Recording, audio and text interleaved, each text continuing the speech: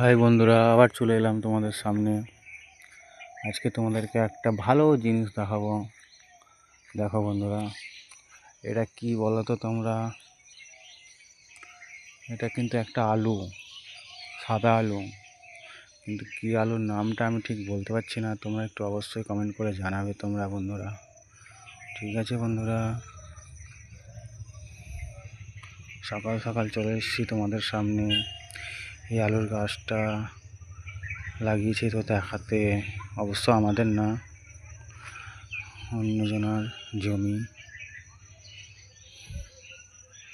দেখাবে অবশ্যই বন্ধুরা, দেখাচ্ছি তোমাদেরকে।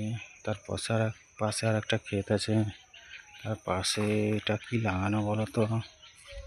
আমি তো কিছু বুঝতে পারছি না। বুঝতে পারছি শুধু লাল শাক লাগানো আছে। তার মিডলে একটা পুকুর।